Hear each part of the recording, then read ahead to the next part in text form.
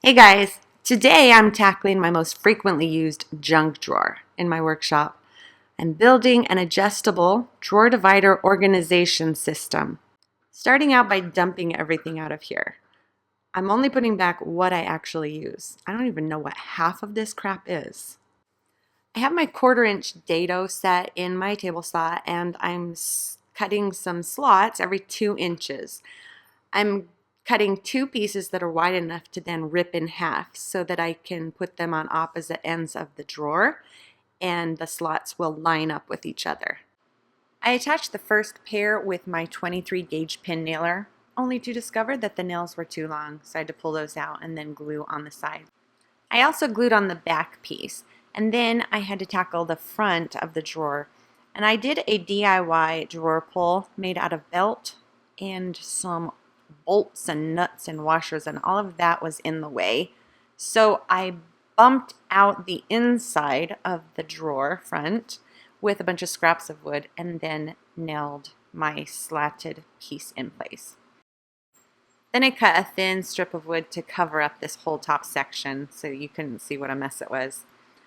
And I had built this drawer out of particle board and plywood, just scraps that I had at the time. So I painted the top and sides to make it all look more uniform. Next, I cut some 1/2 inch plywood dividers for the inside of the drawer. I cut the ends to have little tabs that would slide into the slots on the perimeter of the drawer that I just created. Once I had the length right on these dividers, I cut the slats into these every 2 inches, the same way that I did on the outside perimeter. It certainly would have been easier to cut one large board, make the tabs, cut all the slots, and then rip it into thirds. But I was just using scraps for this whole thing, and this is what I had. I didn't have one board that was long enough. I did, however, end up cutting these in half, so I ended up with 6 dividers.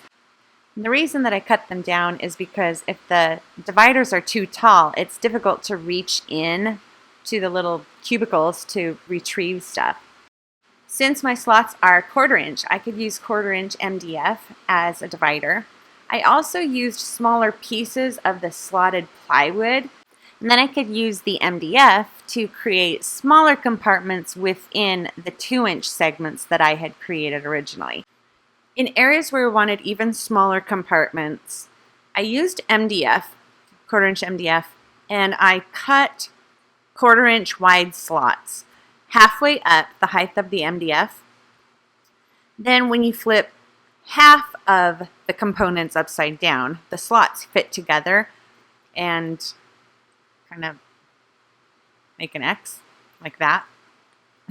So these are the dividers, and then there's a centerpiece that goes in the middle. And I somehow missed one of the 2-inch slots on one of my pieces. No big deal though, I just rearranged things and put my little teeny compartments on the other side. I created my compartments as I put things away, and I put a lot of thought into what I wanted to store and where I wanted to store it.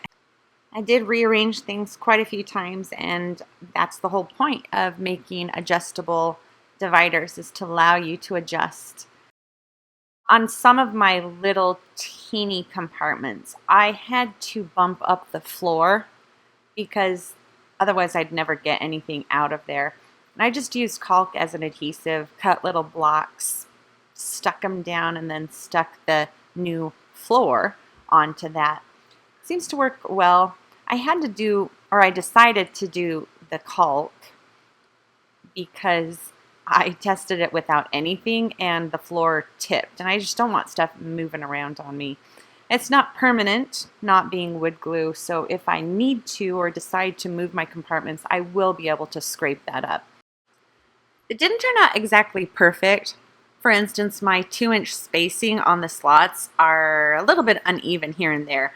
I didn't use a jig. You could certainly use one to be more precise.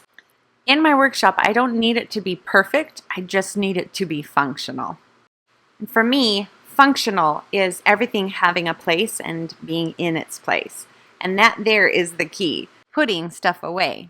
And I find that I do put stuff away when it has a place to be. I've been using it for 3 weeks. I just opened the drawer and this is what you've got. There's one tape measure that I left on my countertop.